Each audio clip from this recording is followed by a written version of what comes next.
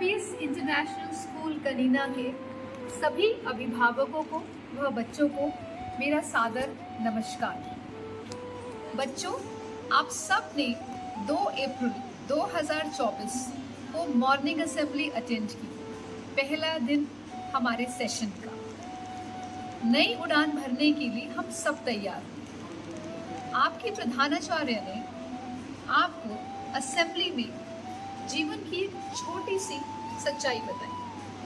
और वो सच्चाई क्या है? Life is a rainbow. जिंदगी इंद्रधनुष की तरह है। जिंदगी इंद्रधनुष की तरह है। आप सबसे मैंने एक रिक्वेस्ट की कि आप सब अपनी जिंदगी के इंद्रधनुष को कागज पर उतारेंगे। और मैंने आप सबसे एक और प्रार्थना की, 5 ऐसी चीजें जो आपको पसंद है रोजमर्रा करने के लिए, आपकी इच्छा करती है कि हम इन चीजों को करें, और 5 ऐसी चीजें जो आपका बिल्कुल मन नहीं करता करने के लिए। इन तस्वीरों को दिखाकर मैं अभिभावकों को, समाज को एक पैगाम देना चाहती हूँ कि हर बच्चा अपने तरीके से जिंदगी को समझता है, जिंदगी में चीजें सीखता है। हम सब पढ़े, अध्यापक, स्कूल, पेरेंट्स, सिर्फ उस सीख को उस बच्चे तक पहुंचाने के लिए जिम्मेदार है। बच्चे की अपनी स्वतंत्र सोच होनी चाहिए। अगर आप इन सब चित्रों को ध्यान से देखें, आप समझ पाएंगे किसी के लिए, किसी बच्चे के लिए 2 बादल दोस्त हैं और उसमें रिमझिम वर्षा हो रही है। किसी बच्चे के लिए इंद्रधनुष के सींग हैं। किसी बच्चे के लिए इंद्रधनुष के पीछे एक सुंदर सा सूरज चहक रहा है। किसी बच्चे के लिए उस इंद्रधनुष के नीचे जो बादल हैं वो रुई की तरह सफेद हैं। अगर आप ध्यान से इन सब चित्रों में इन बच्चों की हैंडराइटिंग देखें तो आपको समझ आएगा। कुछ लेटर्स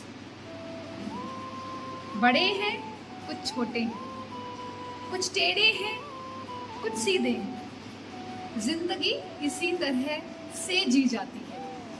हम सब एक रेस में हैं। हम सब जिंदगी की एक रेस में हैं। सभी अभिभावकों को लगता है मेरा बच्चा एक कंप्लीट पैकेज होना चाहिए, मेरा बच्चा फर्स्ट 3 में आना चाहिए, मेरा बच्चा ही नीट जेई में आना चाहिए, मेरा बच्चा अगर फाउंडेशन में है तो ये एक गर्व की बात है। बिल्कुल गर्व की बात है, पर हम ये क्यों भूल जाते हैं कि इन्हीं बच्चों में से कुछ बच्चे चित्रकार बनेंगे, कुछ बच्चे एरोनॉटिकल इंजीनियर बनेंगे, कुछ बच्चे देश की सेवा करेंगे, कुछ बच्चे हॉस्पिटैलिटी इंडस्ट्री में जाएंगे।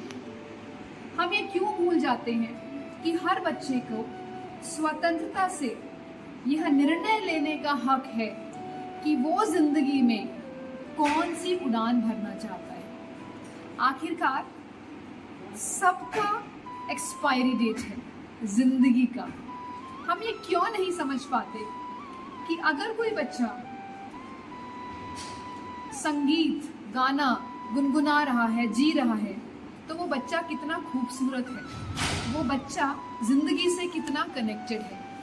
इस मंच के माध्यम से मैं ये कहना चाहूँगी बच्चों, आप सबने मेरा मान रखा, इतने सुंदर इंद्रधनुष बनाए जो मेरी कल्पना से भी परे हैं, इतने सुंदर। और पेरेंट्स से रिक्वेस्ट करूँगी कि अपने बच्चे को समझे, जाने।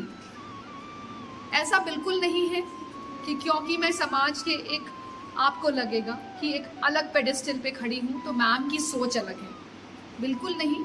आप सब जैसे अभिभावक हैं, मैं भी एक अभिभावक हूँ। अगर हम अपने बच्चों को स्वतंत्र सोच नहीं देंगे और फिर हम कहेंगे मैम इनके बेसिक्स नहीं हैं, इसलिए क्योंकि हम चाह रहे हैं कि वो हर विषय में रुचि रखें।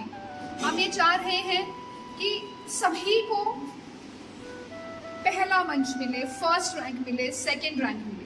कोशिश हमारी होनी चाहिए बच्चे को उत्साहित करने की, बच्चे को समझाने की कि उसका कंपटीशन ये होना चाहिए कि क्या वो अपने आप में हर लेवल पे सुधार ला पाया, और अगर नहीं ला पा रहा तो हम उनको समय दें।